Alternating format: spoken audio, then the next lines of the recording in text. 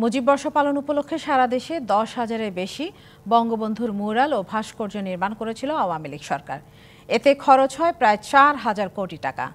এই ব্যয়কে অপ্রয়োজনীয় রাষ্ট্রীয় খরচ দেখিয়ে প্রকল্প সংশ্লিষ্টদের বিরুদ্ধে অনুসন্ধানের সিদ্ধান্ত নিয়েছে দুর্নীতি দমন কমিশন।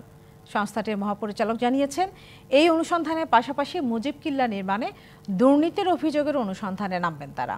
খতিয়ে দেখা হবে কার কি দায়। মুজিব বর্ষ পালন উপলক্ষে সারা দেশে 10,000-এর বেশি ম্যুরাল ও ভাস্কর্য নির্মাণ করেছিল আওয়ামী লীগ সরকার। এতে খরচ হয় 4,000 কোটি টাকা। বৃহস্পতিবার দুদকের মহাপরিচালক জানান, অভিযোগ এসেছে অপ্রয়োজনেই বানানো হয়েছে এসব ভাস্কর্য এবং ম্যুরাল। এতে সরকারি অর্থ খরচের পাশাপাশি নয়ছয় হয়েছে বিপুল অর্থ। এসব অভিযোগ আমলে নিয়ে অনুসন্ধানের সিদ্ধান্ত হয়েছে।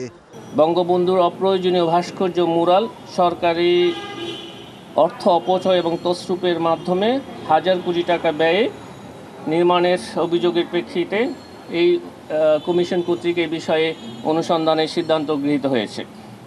এছাড়া প্রাকৃতিক দুর্যোগ থেকে মানুষ ও গবাদি পশু রক্ষায় আওয়ামী লীগ সরকারের আমলে মুজিব কেল্লা নির্মাণ ও উন্নয়নের নামে কয়েক হাজার কোটি টাকা আত্মসাৎ হয়েছে বলে জানান দুদকের মহাপরিচালক। দেশ জুড়ে মুজিব কিল্লা নির্মাণ, সংস্কার উন্নয়ন প্রকল্প পরিচালক, সংশ্লিষ্ট ঠিকাদার অন্যান্যের বিরুদ্ধে হাজার হাজার কোটি টাকা তছরূপ, অতিরিক্ত বিল দেয়া সহ বিভিন্ন অনিয়মের বিষয়ে অনুসন্ধানের সিদ্ধান্ত গৃহীত হয়েছে। এদিকে 2,60,00,000 টাকার অবৈধ সম্পদ অর্জনের তথ্য দিয়ে আর্থিক গোয়েন্দা ইউনিট BFIU এর সাবেক প্রধান মাসুদ বিশ্বাস এবং তার স্ত্রীর বিরুদ্ধে মামলা করেছে দুদক। অন্যদিকে চুয়াডাঙ্গা 1 আসনের সাবেক MP সুলাইমান হক জোয়ারদার সেলুন ও তার স্ত্রীর বিরুদ্ধে 11 কোটি টাকার অবৈধ সম্পদের তথ্য দিয়ে মামলা করে দুদক। এটি মামলার ওই সিদ্ধান্ত গৃহীত হয়েছে।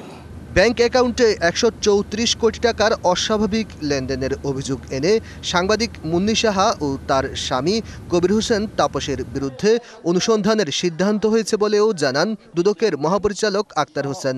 জ্ঞাত আয় বহির্ভূত সম্পদ অর্জনের অভিযোগের প্রেক্ষিতে অনুসন্ধানের সিদ্ধান্ত গৃহীত হয়েছে। Aditya Rafat, DBC news, Dhaka.